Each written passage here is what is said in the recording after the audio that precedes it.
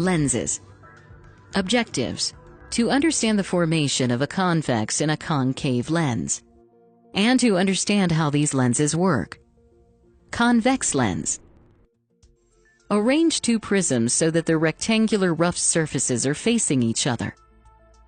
The parallel rays incident on the prisms emerge on the other side after refraction and intersect at a point. Insert a few more slabs of rectangular prisms between the two prisms. The parallel rays incident on such an assembly will undergo maximum refraction at its top and bottom. The rays undergo no refraction at the center of the lens. Now, if we arrange two more prisms at the side of this arrangement, then the incident rays emerging from them also converge at the same point. A single piece of glass formed in this fashion is called a convex lens. We can consider these equally curved surfaces of the lens to be small parts of spheres. The center of these spheres is called the center of the curvature of the lens. The radius of the spheres is known as the radius of curvature of the lens.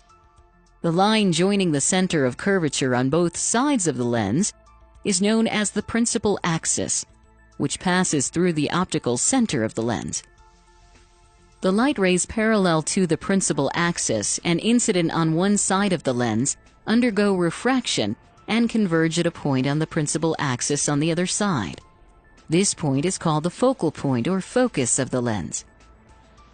The distance from the optical center of the lens to the focal point is called the focal length of the lens. The focal length of the lens depends on its curvature.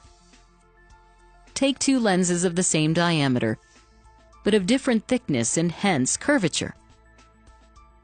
When the parallel light rays are incident on them, you can observe that the light rays passing through the thick lens undergo more refraction and get converged at a shorter distance, as compared to the thin lens, which causes less refraction. So we can observe that the thick lens has a shorter focal length than the thin lens. The image formed by the convex lens in this case is a real image of an object. The convex lens can focus the light from the sun to a point on the other side of the lens. The concentration of light energy at this point causes the paper to heat up and burn. The lens in a human eye is convex in nature. We should not look at the sun directly, as it can damage our eyes permanently. Hence, we have understood that the rays of light incident on a convex lens get converged on the other side. So it can also be called a converging lens. Let us look at another kind of lens, which diverges the light rays passing through it. Concave lens.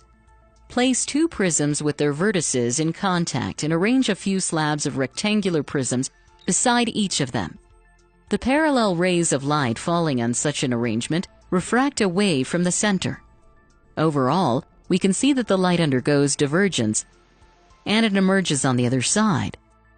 A single piece of glass formed in this fashion, having inward curvature, is called a concave lens. The parallel rays of light incident on the concave lens undergo divergence as they emerge on the other side. If the divergent rays are extended backwards, then they appear to meet at one point on the principal axis on the same side of the object.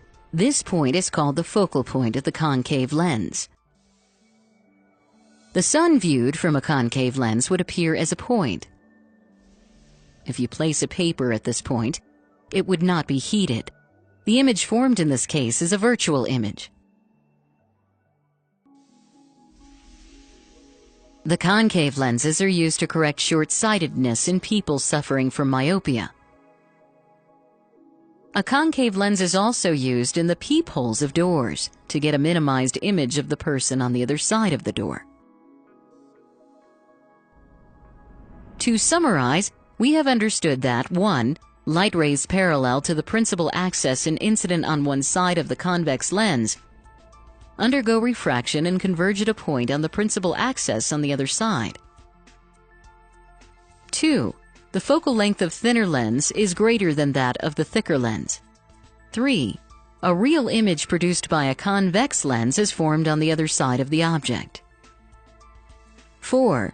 The parallel rays of light incident on a concave lens undergo divergence as they emerge on the other side. And 5.